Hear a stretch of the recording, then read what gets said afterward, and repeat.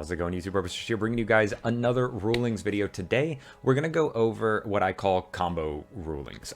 It's not necessarily like full combo. It's not like something like Yu-Gi-Oh, where you would do a combo to get a board state, craziness like that. It's more so a couple of decks that have a few combos, which is several interactions, how to resolve them properly, how they do not resolve, how they do resolve. Because a lot of people have asked me questions about the Sukuyum Online because there are several triggers that happen, and there are several triggers that you cannot activate because of the fact that they aren't seen by the Digimon or seen by the Inheritable. We'll go over those when we get there. The other one, as you can tell by the thumbnail, is going to be some Beelzemon stuff. I'm going to try to keep it a little bit shorter, try to keep it less than 20 minutes. That's what I'm aiming for, maybe 15. And then another small one that I've seen come up. That'll be the first one that I start with, just because it's a quick and easy one. And I know a lot of people have asked the question. I believe there's even an email sent about it to double check for people, but we'll go over that when we get there. But with all that being said, I do want to say thank you guys so much for the continued support on the channel. We are already up to almost 1,200 subscribers, and that is awesome. I really appreciate it, guys. All the feedback and everything is great. All the comments, I really enjoy answering your comments. So be sure, if you are new here, to subscribe to the channel. We will have more ruling videos, some gameplays. I know I'm behind on those, but we're going to catch up. We're also going to potentially have some deck profiles when BT9 starts. I'm not going to worry about it so much now because we're at the end of the EX02 format. If you do enjoy the content, be sure to leave a like on the video. And as always, leave any comments that you have down below. I'll try to answer them if I am able to or when I get the chance. But again, now with all that being said, let's go ahead and hop into the rulings. All right, everyone, so into our first ruling. This is going to kind of be our board state. This was the one I mentioned about an email coming back on.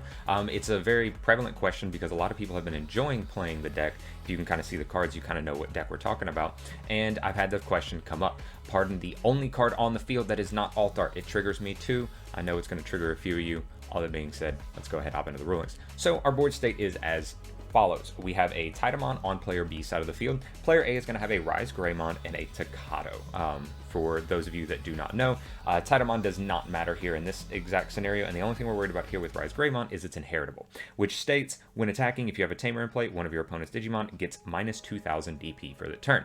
And then the other effect that we are going to mention is going to be Takato's effect, which is your turn when one of your Digimon would Digivolve with Gallantmon or Growlmon in the name, it will gain when Digivolving Blitz.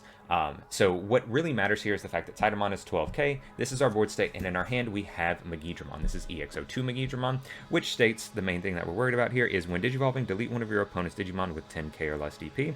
If no Digimon was deleted by this effect, both players mill 5 cards. So some of you who have played the deck may know if you've asked this question before, but we'll go ahead and get it out there for the people that are playing it, because the deck will still see play, I believe, in BT9. What we're going to do is player A, we're going to go ahead, we're going to Digivolve into Magidramon. This will pass turn, pass the memory over to our opponent's side of the field.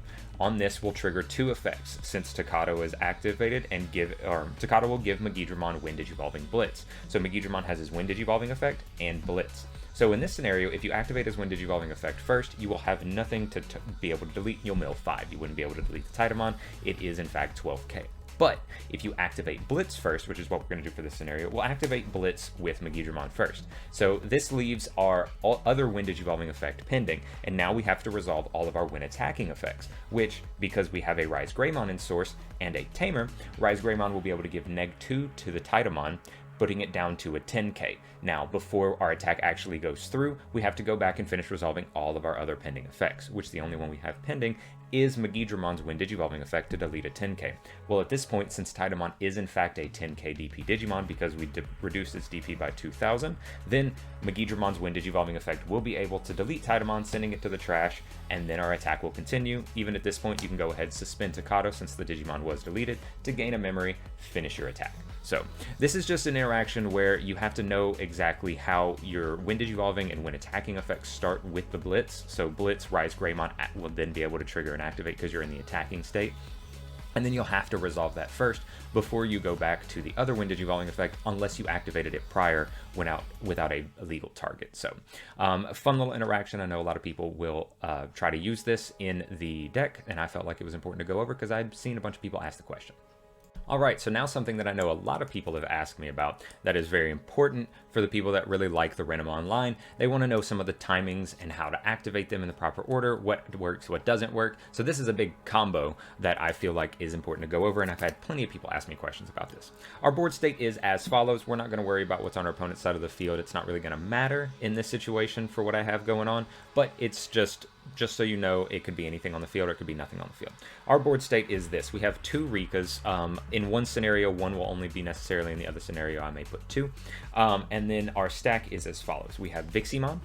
So for those of you that don't know, I'll go ahead and read off of these. The only thing that we're worried about on any of these cards is the inherited effect. So Viximon is your turn when you once per turn when you use an option card with 2 cost or more, draw 1 card. Renamon is when you have when you use an option card with 2 cost or more, gain a memory. Cubimon, once per turn, whenever you use an option card with 2 cost or more, neg 2000 DP to one of your opponent's Digimon. And then lastly is Talmon's Inheritable, which is exactly the same thing as Cubimon. When you use an option 2 cost or more, minus 2000. What we have on the field are Rika Nonokas. What we're worried about here is the Your Turn effect. When you attack with a Digimon with the Renamon line, Renamon, Cubimon, Talmon, or Sukuyamon in the name, then you are able to go ahead and suspend this tamer to use an option card with plugin in its name from your hand without paying its memory cost. We have 2 of these in our hand. We have green plugin, Digivolution plugin S. You can ignore its color requirements if you have a tamer. Main, draw 1, and then you can digivolve one of your Digimon into a Digimon for a 3 cost or less from your hand. So you are able to go ahead and use that to kind of cheat in your evolutions. And then Sukuyamon. This is EX02 Sukuyamon, of course.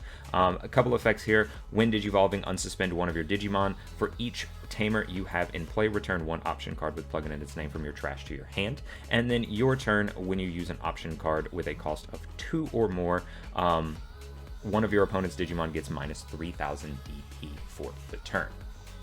Alright everyone, so now that we've gone over the cards, let's go ahead and go over the ruling on the combo itself and how the trigger timings work. So what we have here is, of course, our Talmon is going to go ahead and swing its security.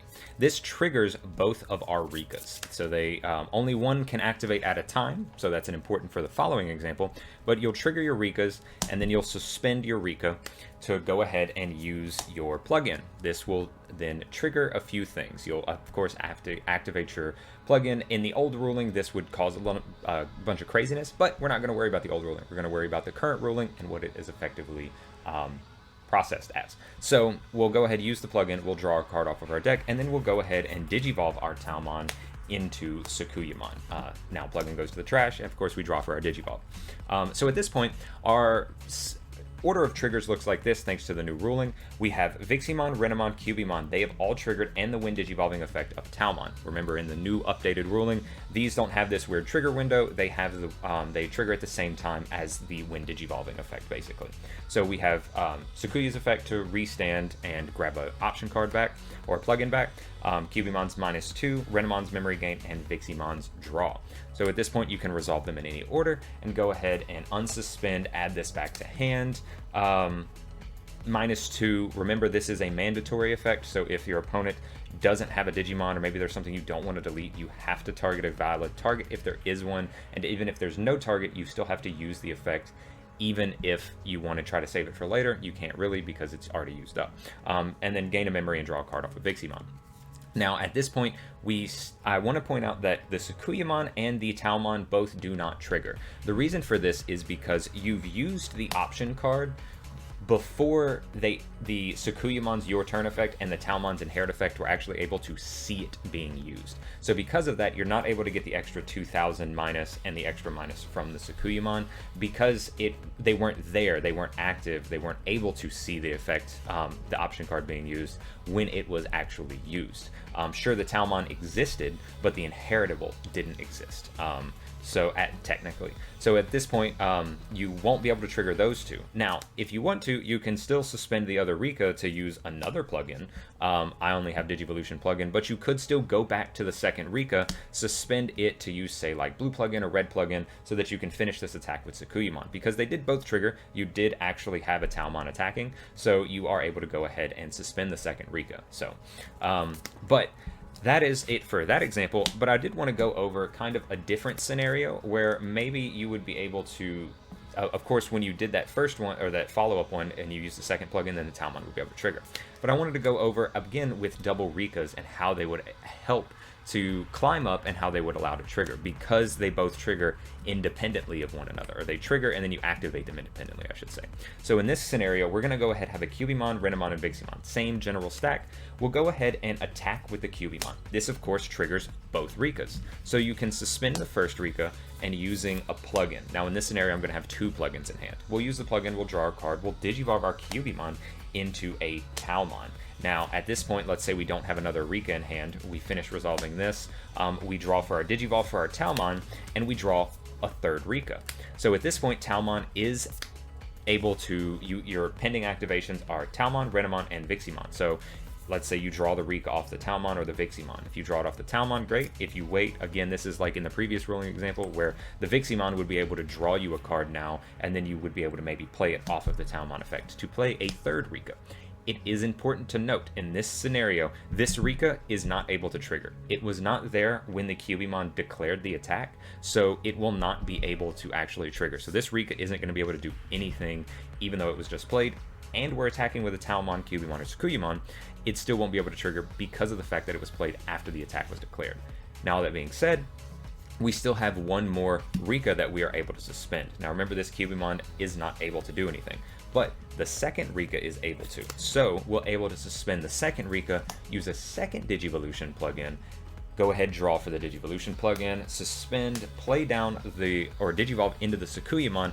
Now we're able to go ahead and trigger the Cubimon and the Sukuyamon. Again, Sukuyamon's your turn effect, and the Talmon effect will not be able to resolve, but we can go ahead and use Sukuyamon's effect, since we have two of these on field, to take two plugins back, unsuspend Sukuyamon, and finish our attack. Again, this third Rika is not able to do anything, so remember that you cannot suspend this Rika because it was not there at the start of the attack, but the other Rika is able to go ahead and resolve properly because it was there at the start of the attack, so it did effectively trigger.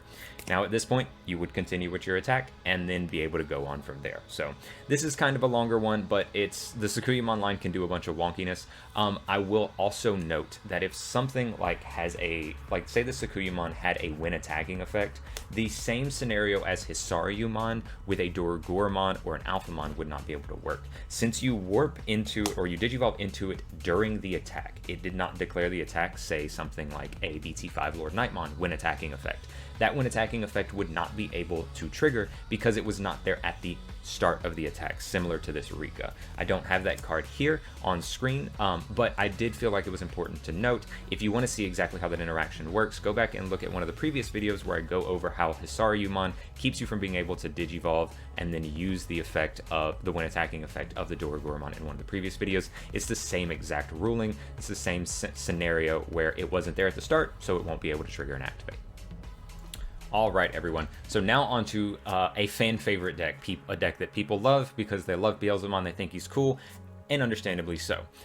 This is going to be our board state. This is going to be one of the examples I go over, and what we have here is a interesting scenario that's kind of similar to the Mastemon and Ophanimon combo, but I felt like it was important to go over on how this works for a little bit of a different combo. So what we have here is Player B is going to have an Ophanimon on their side of the field. For those of you that don't know, the main effect that we're worried about here is Ophanimon's on deletion effect that lets you play a yellow or purple level 4 from your trash without paying its Digivolution cost. Of course, this is on deletion. On our side of the field, we have a Blast Mode in trash, we have an Iron Mako, and then we have a Beelzemon with an Impmon. The Impmon underneath is just for aesthetic purposes.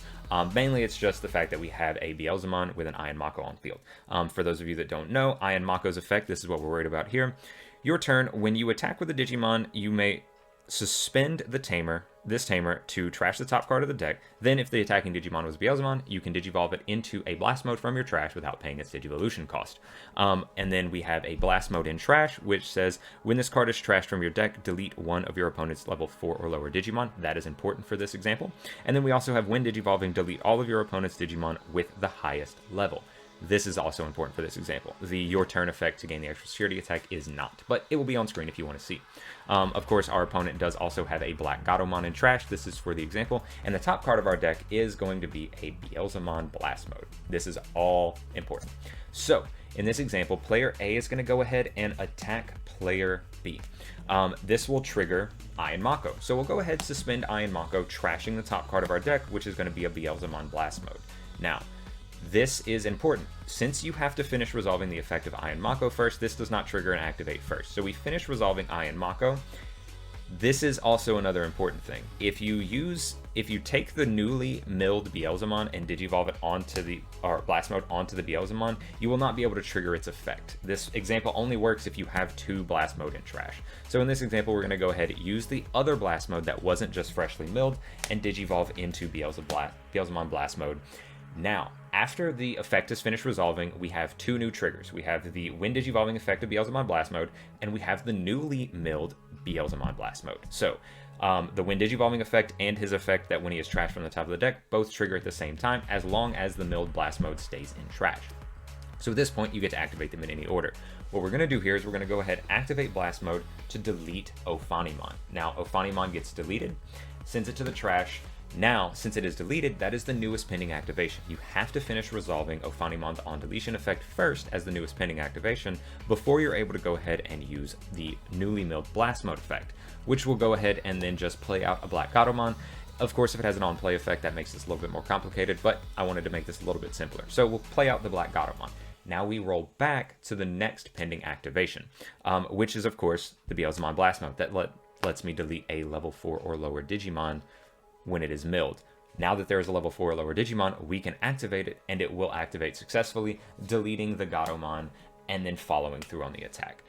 Most recently, I've had this come up. I was playing on stream against Max Tapera, shoutouts to Max, or Tapera, I'm sorry, where it was a Ancient Beetlemon. So I was able to attack with Blast mode. I had milled a new Blast mode off the top. We deleted the Ancient Beetlemon. Ancient Beetlemon played a Digimon off of its on deletion effect. The second Blast mode that was milled triggers, activates, and then it had already triggered. Now it activates and is able to delete the newly played level 4 Digimon that had come out off of the effect of Ancient Beetlemon. So this is a very niche combo. It doesn't come up very often because you have to specifically do something like this, warp into Blast mode and then mill another Blast mode. I've only had it come up one time ever, especially in my deck where I only run 2. So this is kind of an interesting scenario, and I felt like it was important to go over it because it does come up. There are all sorts of scenarios that you can do in this deck when you mill a bunch of cards where you can just pop off on a combo, and it's super fun to do, but it also can get a little confusing. It kind of blurs the lines, and it's like, do you know exactly how your trigger timings work and how they activate in certain scenarios? So this was an important one I felt like to go over. If you have any other questions about certain milling ones for there's plenty of questions to go over, and there's too many to go over exactly in a scenario, and I wanted to try to keep this video a little bit more concise. So if you want to know anything more, feel free to leave a comment down below, and I'll be sure to try to answer them to the best of my ability. Alright guys, and that's going to be it for today's ruling video. Again, not a whole lot of scenarios, only 3 scenarios, some of them a little bit more complex. I know I talked kind of fast, but that's why I'm going to try to have the text on the side of the screen. I believe it's going to be on this side of the screen for you guys in the examples when I go over them, so that you can kind of see exactly how they all resolve, how I did in the previous video where I was going over the timings so we knew exactly what was happening.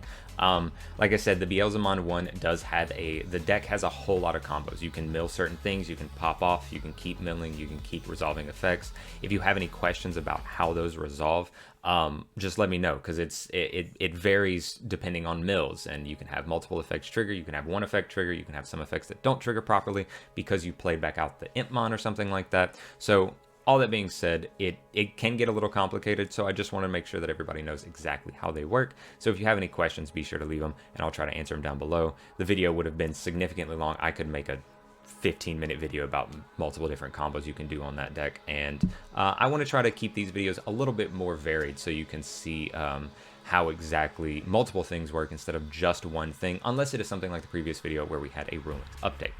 But with all that being said, thank you guys for watching the video. I hope it was helpful for you guys on how to trigger and activate some of these effects for some of these different combos that pop off that from the cards that were introduced in EX02, because some of them are being seen a lot of play, and some of them are very interesting. Some of them are a little bit more complicated than others, of course. But if you guys did enjoy the content, be sure to leave a like on the video. If you're new here, Or if you're just watching the videos and you haven't subscribed, be sure to subscribe. You know, I appreciate all the support. They're very helpful for me. Be sure to hit that notification bell as well if you want to see when my videos go live, so you can see these new ruling videos as they go live and are posted. And then as always, like I said previously, be sure to leave a comment down below about any interactions or rulings that you guys would like to know. I'll be sure to answer them to the best of my ability and get to them as timely as I can. Sometimes I can't get to them as quickly as I want to, and if I miss yours, don't feel like I am missing it on purpose. I just may have gotten busy with work or something. That's why this video is coming out late. So, well, with all that being said, guys, thank you so much for the continued support. Thank you for watching the video to the end, and I'll catch you in the next one. Peace.